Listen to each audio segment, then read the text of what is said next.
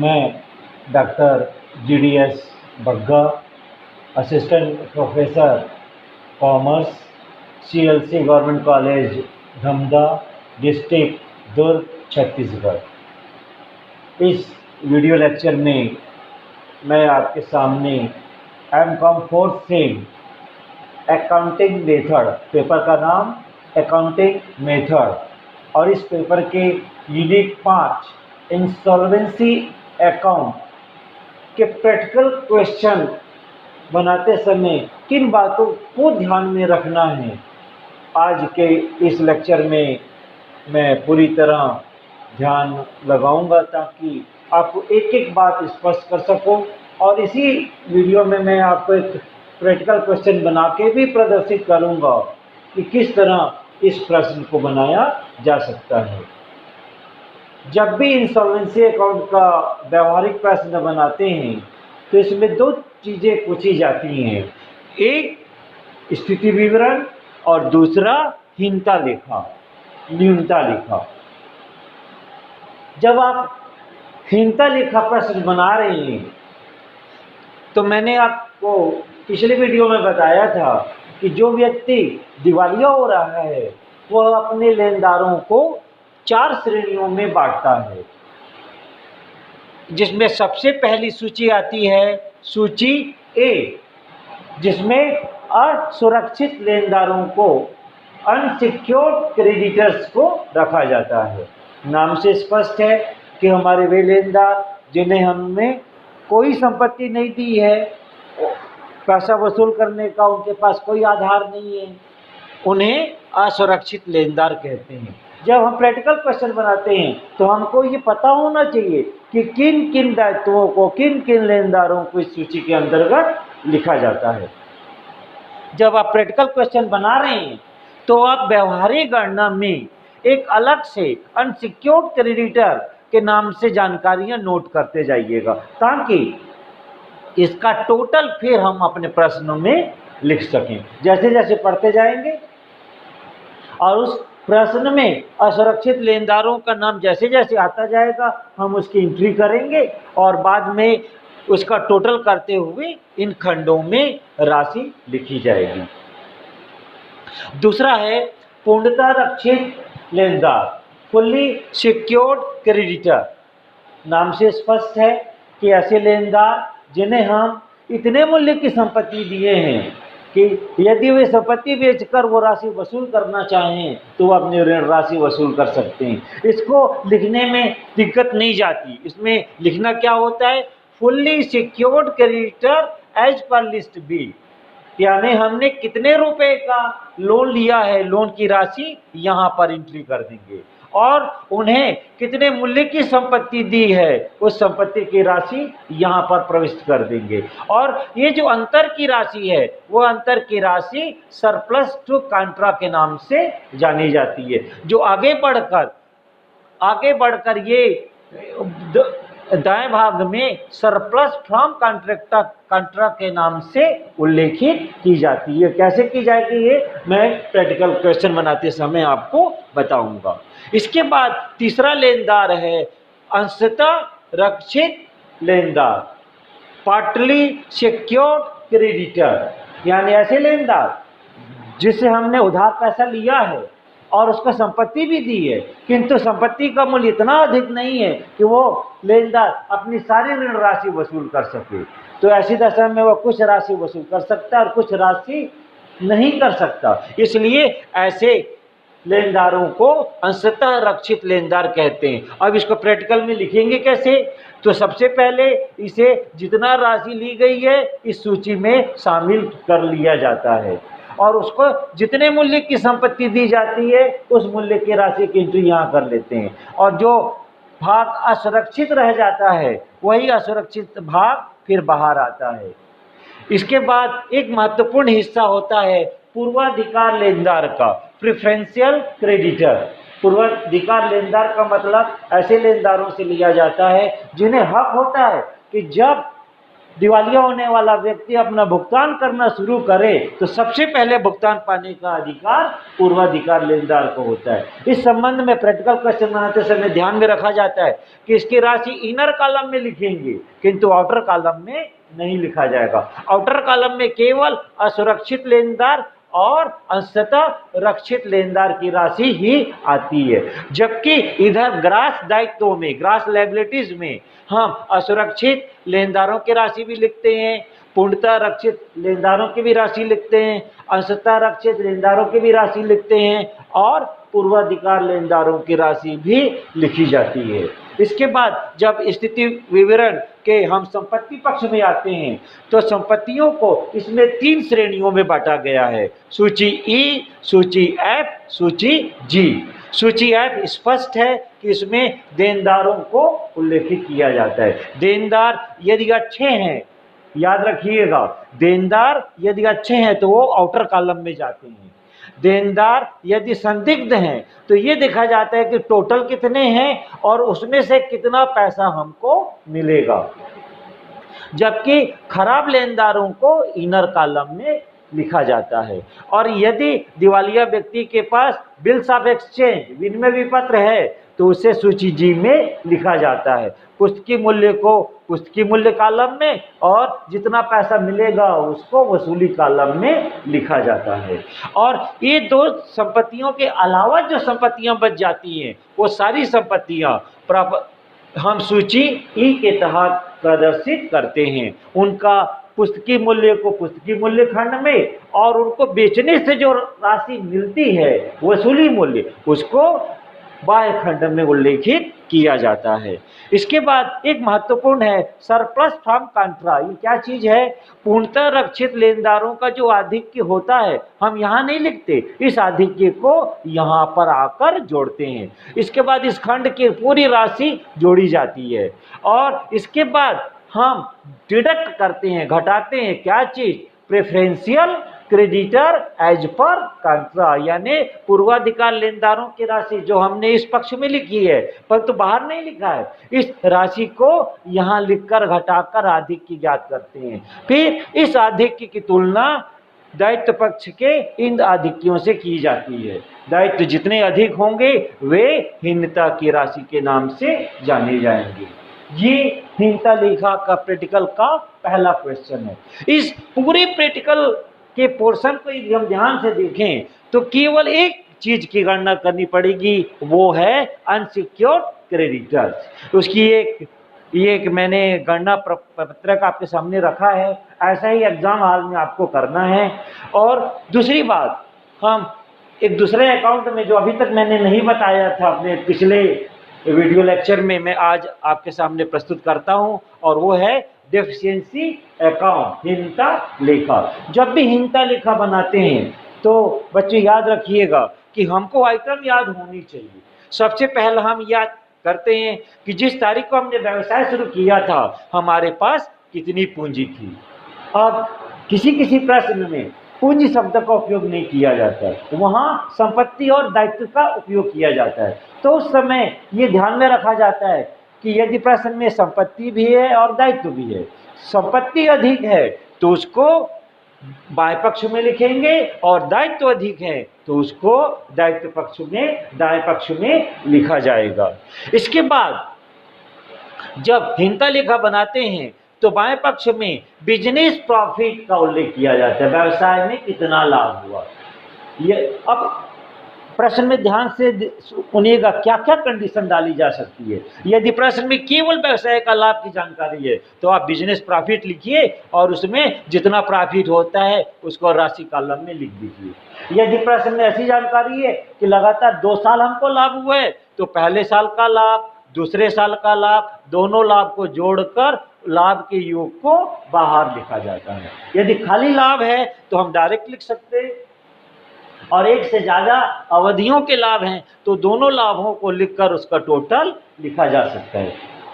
इसी तरह यदि लाभ की जगह हानि है तो ऐसी दशा में बिजनेस लॉस का उपयोग दाएं पक्ष में किया जाता है। यदि बिजनेस लॉस एक से ज़्यादा अवधियों का है तो दोनों अवधियों की हानियों को लिखकर उसका टोटल आउटर कॉलम में लिखा जाएगा।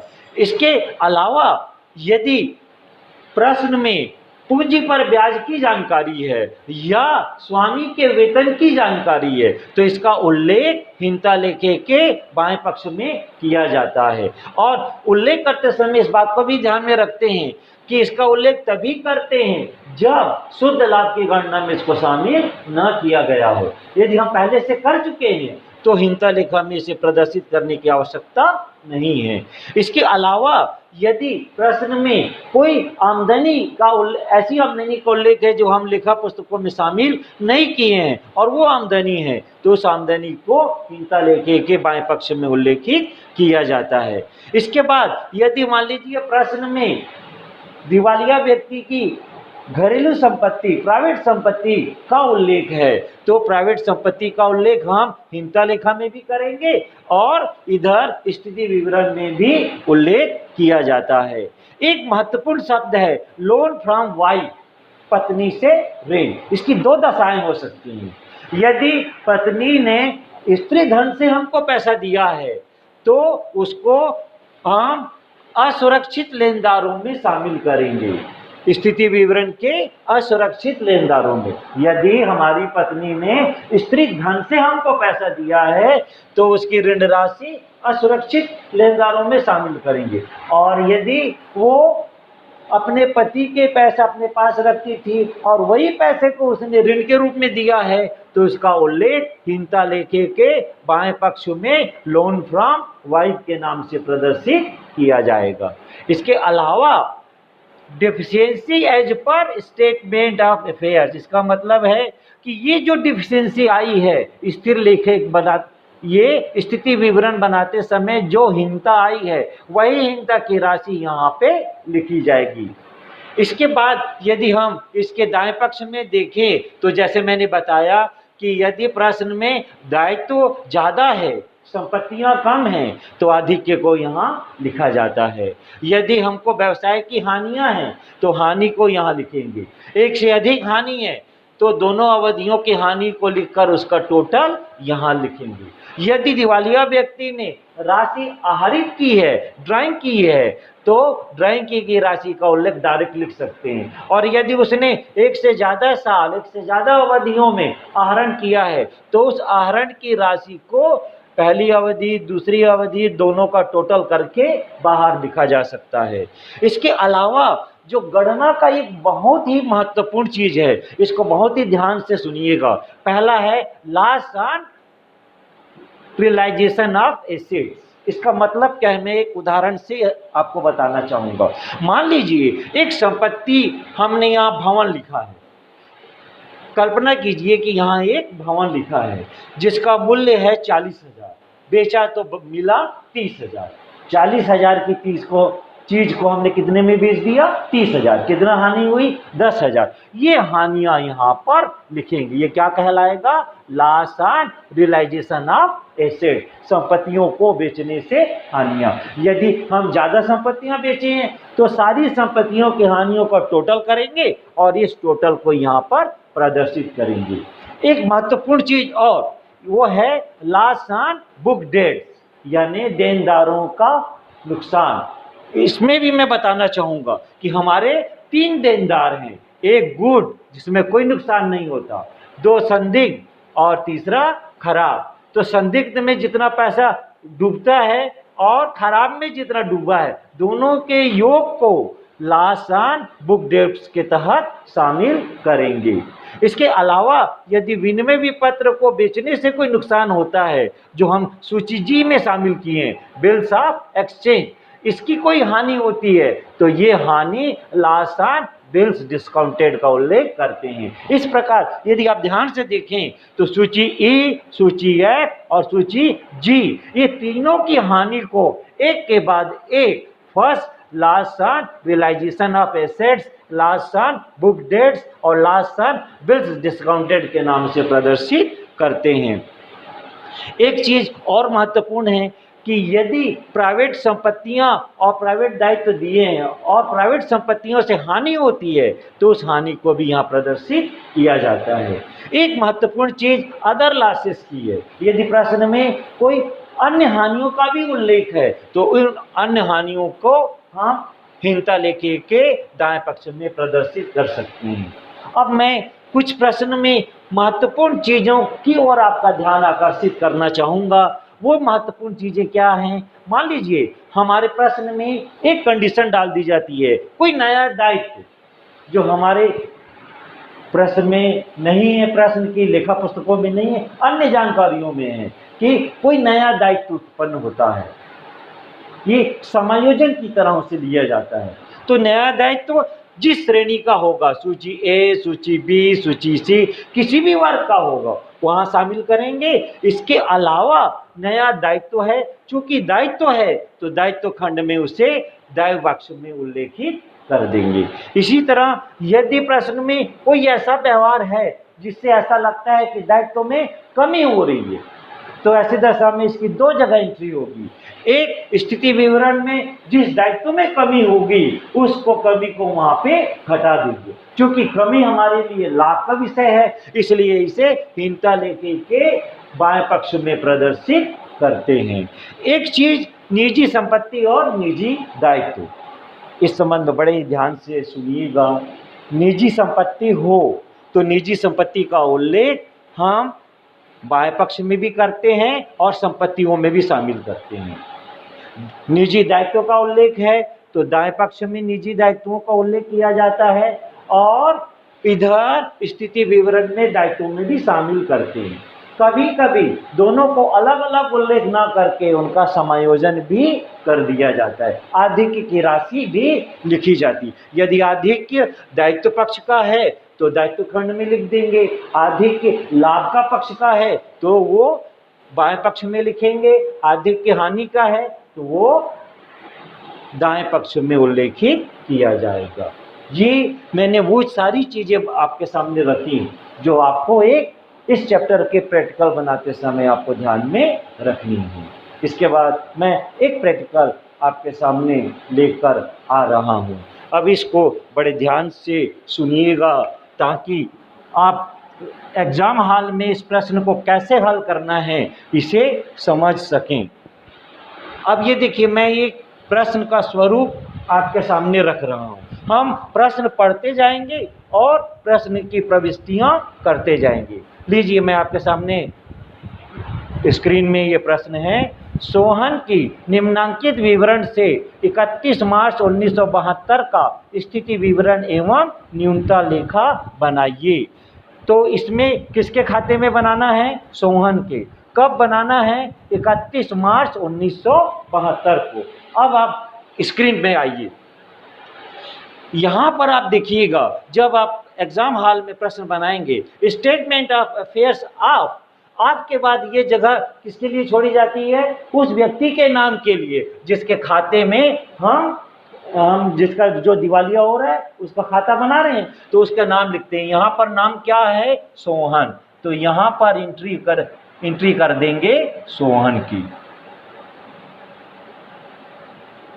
इसके बाद यहाँ एज ऑन, इसके बाद एज ऑन के बाद ये जो जगह छुटी हुई है उस जगह पर उस तारीख का उल्लेख किया जाता है जिस तारीख को पर हम खाता बना रहे हैं। जैसे इस प्रश्न में स्पष्ट है कि हमें 31 मार्च 1972 को बनाना है तो प्रश्नानुसार हम उसकी तारीख लिख देंगे 31 मार्च 1972। फिर इस प्रश्न को हम पढ़ते जाएंगे और जो जो जानकारियां हैं वो संबंधित खंड में हम लिखते जाएंगे। ये बनाने की शैली याद रखिएगा। प्रश्न पढ़ते जाइए और प्रश्न को संबंधित प्रारूप में एंट्री करते जाइए। हम प्रश्न में आते हैं। देखिए, प्रश्न में जानकारी दी है रोकड़ 600, फिर जानकारी दी है स्टॉक 2000। रोकड़ एक संपत्ति है, स्टॉक एक संपत्ति है। रोकड़ की राशि है 600 और स्टॉक की राशि है 2000। तो यहाँ पर सूची ए में लिखेंगे कैश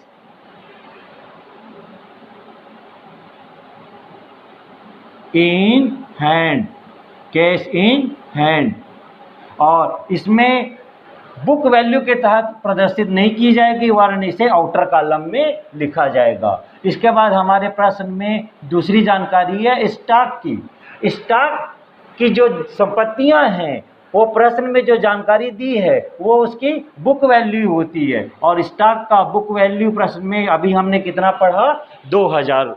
अब इसके बाद हम इस प्रश्न को आगे पढ़ते हुए क्रमशः बनाएंगे। इसके बाद अगली संपत्ति का नाम है अंशों पर विनियोग 1200। अंशों पर विनियोग और ये है शेयर, और इस शेयर की राशि है 1200। इस 1200 को उसके बुक वैल्यू में प्रदर्शित कर देंगे। फिर इसके बाद हम आगे चलते हैं। आगे अगली संपत्ति है फिक्चर की। इस फिक्चर की राशि भी 1200 है। अगला आइटम है फिक्चर। फिक्चर की राशि भी 1200 है।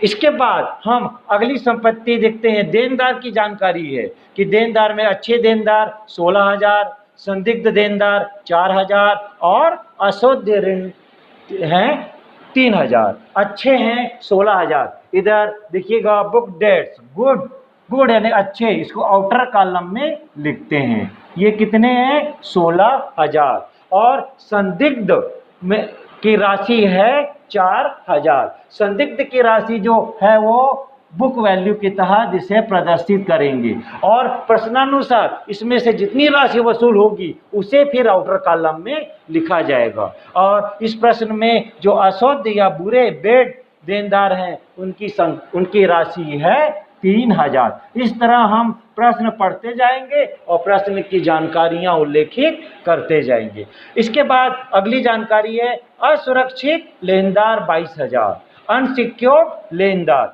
ये इस लेनदार की संख्या है 22,000। जहां हमने सूची बनाई है उस सूची में हम उल्लेखित कर देंगे कि यहाँ पर उनकी राशि है 22,000।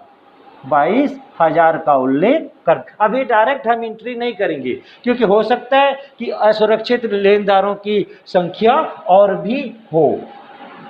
इसके बाद प्रश्न का अगला भाग है सुरक्षित लेनदार 6,000 और ऐसे सुरक्षित लेनदारों को संपत्ति दी गई 7,000। यानी हमने लोन लिया है 6,000 और उसका संपत्ति दी है 7,000। ये है फुल्ली सिक्योर्ड। देखिए fully secured creditor as per list B. हमने कितने रुपए का लोन लिया है, 6,000, और जमानत के रूप में कितनी संपत्ति दी है, 7,000। तो हमारा बैलेंस कितना बच गया, 1,000। ये क्या कहलाएगा, सरप्लस टू कॉन्ट्रा 1,000। यही सरप्लस टू कॉन्ट्रा कहाँ जाएगा, हीनता लेखे में। हीनता लेखे में हमने सरप्लस टू का यहाँ ये सरप्लस फ्रॉम कॉन्ट्रा, देखिए यहाँ पर लिखा है सरप्लस फ्रॉम कॉन्ट्रा, यहाँ पर 1,000 की राशि का उल्लेख कर देंगे। जो यहाँ पूर्णतः रक्षित लेनदारों का आधिक्य है वो आधिक्य उठकर कहाँ आ जाएगा, ये देखिए सरप्लस फ्रॉम कॉन्ट्रा में। इसके बाद हम प्रश्न को आगे पढ़ते हैं और उसमें लिखा है पूर्वाधिकार लेनदार 400। पूर्वाधिकार यानी प्रेफरेंशियल क्रेडिटर, इसकी राशि केवल इनर कॉलम में लिखी जाती है। और जैसे मैंने बताया कि यहाँ पर ये जो ग्रास लायबिलिटीज है उसमें फुल्ली सिक्योर्ड की राशि है 6,000 और ये पूर्वाधिकार लेनदार की राशि है 400 का उल्लेख करेंगे। अब हम प्रश्न के अगले हिस्से में आते हैं और अगले हिस्से में ये है कि स्टॉक से 1,000 रुपये वसूल हुए। अब प्रश्न में देखिए हमारे पास कितने का स्टॉक था, 2,000, और प्रश्नानुसार कितनी राशि वसूल हुई, 1,000 रुपये की राशि वसूल हुई। और प्रश्न को आगे हम पढ़ते हैं जिसमें लिखा है फिक्चर से 800 रुपया। फिक्चर यहाँ कितने रुपये का है, 1,200। 1,200 में बेचने से कितना पैसा मिला, 800 रुपया। इसके बाद हम प्रश्न को आगे पढ़ते हुए फिर एंट्री करेंगे और जिसमें ये लिखा है कि अशोध एवं संदिग्ध ऋणों से 1000 रुपये वसूल हुए। ये देखिए संदिग्ध ऋण कितने थे 4000 और उससे कितने वसूल हुए 1000 रुपया प्रश्नानुसार वसूल हुआ। फिर हम आगे उस प्रश्न को पढ़ते हैं और उसमें लिखा है अंशों से पूरी राशि वसूल हुई। अब देखिएगा हमारे प्रश्न में अंशों की राशि है 1200 की पूरी राशि वसूल हुई, तो जितनी राशि वसूल हुई उसको हम बाहर के खंड में उल्लेखित कर देंगे। इस प्रकार यदि हम इस प्रश्न को आगे पढ़ें तो व्यापार 1 अप्रैल 1969 को 18,200 रुपये से आरंभ किया गया, यानी पूंजी कितनी थी 18,200 और पूंजी का उल्लेख डेफिशिएंसी अकाउंट में सबसे पहले किया जाता है, यह है 18,200 और इस पूंजी की तारीख है प्रश्न में 1 अप्रैल 1969।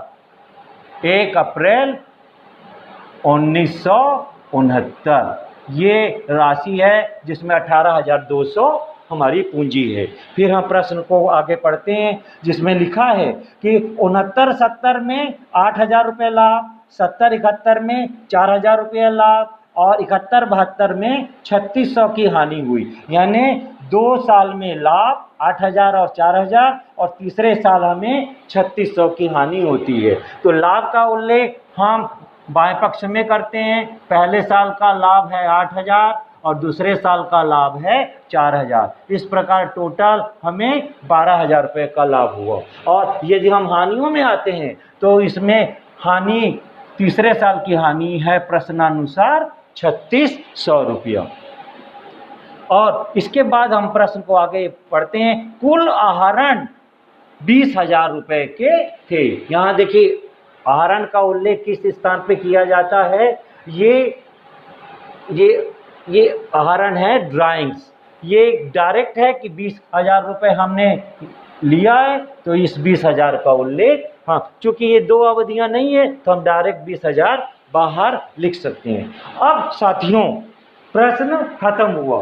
प्रश्न हमने पढ़ा और प्रश्न पढ़कर प्रश्न में जो जानकारियां दी हैं वो हमने एंट्री की। इसके बाद आपको एग्जाम हॉल में क्या करना है, सबसे पहला कदम कि असुरक्षित लेनदार कितने थे। एक ही आइटम था 22,000 का, तो हम ये 22,000 रुपया प्रश्न के अनुसार हम बाएं खंड में भी लिख देंगे और इसके अंदर के खंड में भी 22,000 का उल्लेख कर देंगे। फिर इसके बाद ये देखिएगा प्रश्न में अंशतः रक्षित लेनदार नहीं है तो यहाँ पर ये नील की राशि लिख देंगे। अब हम अपने प्रश्न में देखिएगा कि कैश इन हैंड 200 रुपया है, हमने ये एंट्री की और इसके बाद ये बिल्स ऑफ एक्सचेंज की राशि भी प्रश्न में नहीं है तो ये भी नील में आ जाएगी। जो प्रश्न में हमने पढ़ा और यदि कोई बच जाता है तो उसको नील की राशि में प्रदर्शित कर देते हैं। अब इसके बाद ये जो राशि है उसका योग किया जाएगा और इस राशि का योग होता है, यदि आप इसका योग करेंगे तो योग होता है 21,600 रुपया।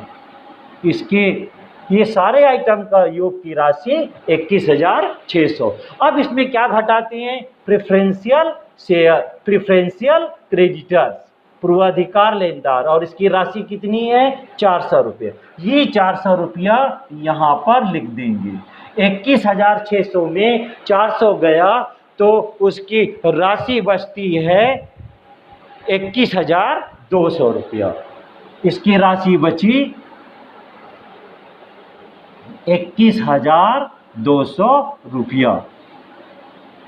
अब इस 21,200 की तुलना 21,200 की तुलना हम किससे करेंगे, विकलन के योग 22,000 से। इस साइड का योग 22,000 है और इस साइड का योग अभी हमने कितना पाया 21,200। इस तरह इस पक्ष का योग 22,000, इस पक्ष का योग 22,000 और अंतर की राशि आई 800 रुपया। यही कहलाएगा deficiency as per list H.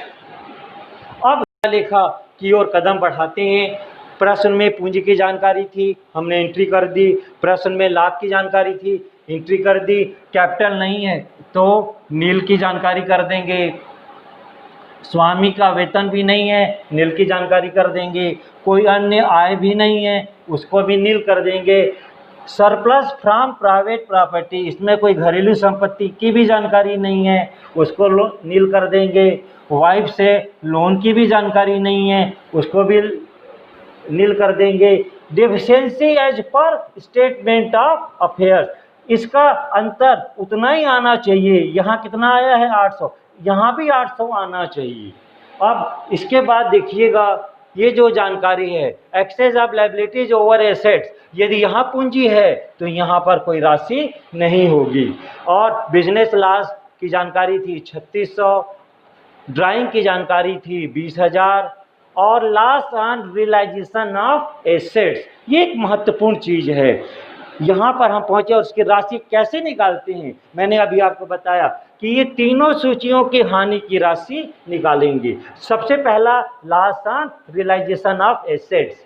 अब ये देखिएगा, स्टॉक कितने का है 2000, कितने में बेचा 1000, कितने का नुकसान हुआ 1000। शेयर कितने का है 1200, इसको कितना बेचा 1200, कोई नुकसान नहीं। फिक्चर कितने का है 1200, कितने में बेचा 800, यहाँ पर नुकसान हुआ 400 और यहाँ पे नुकसान हुआ 1000, दोनों के नुकसान का योग 1400। यहाँ पर लिखेंगे loss on realisation of assets, पहले का जो नुकसान है वो 1000 का है और दूसरे का नुकसान है वो 400 रुपये का है। इस तरह टोटल 1400 रुपये का नुकसान हुआ। फिर इसके बाद हमारे प्रश्न में है लॉस ऑन बुक डेट्स। अब अच्छे देनदार 16,000 थे, कोई नुकसान नहीं हुआ। डाउटफुल 4,000 थे, कितना मिला 1,000, नुकसान कितना हुआ 4,000 में 1,000 गया तो 3,000 और डूबे कितना 3,000, तो 3 और 3 6,000। तो यहाँ पर लॉस ऑन बुक डेट्स में हम कितना शो कर देंगे 6,000 रुपया। अब हमारे प्रश्न में सूची जी में बिल्स ऑफ एक्सचेंज है ही नहीं, तो loss on bill of exchange भी नहीं होगा। इसके बाद लॉस फ्रॉम प्राइवेट प्रॉपर्टी, चूंकि प्राइवेट प्रॉपर्टी प्रश्न में थी ही नहीं, इसलिए यहाँ भी नील राशि होगी। और अदर लॉसेस भी प्रश्न में कुछ नहीं है, तो ये नील रहेंगे। अब इसके बाद इन दोनों पक्षों का यदि हम योग करें तो योग करते हैं तो हमें इस पक्ष का योग 31,000 नजर आएगा। इस पक्ष का योग 31,000 आएगा और इस 31,000 में 18,200 और 12,000 को घटाएंगे तो डिफिशियंसी की राशि आएगी 800 रुपया। यहाँ भी उत्तर था 800, यहाँ भी उत्तर है 800। ये इस बात का परिचायक है कि हमारे द्वारा बनाया गया प्रश्न सही है। धन्यवाद। यदि इस पूरे प्रश्न को बनाते समय कहीं भी आपको कठिनाई लगी हो तो आप निसंकोच पूछ सकते हैं। बेटे एक चीज़ याद रखिएगा, जब भी इस चैप्टर का प्रश्न बनाना है तो दोनों प्रारूप याद होनी चाहिए। हम प्रश्न पढ़ते जाएंगे, जो जो प्रश्न में जानकारी दी है उनको एंट्री करते जाइए और उसके बाद जो प्रश्न में जानकारी नहीं है उसको नील कर दीजिए। तो इस तरह प्रश्न आसानी से बना सकते हैं।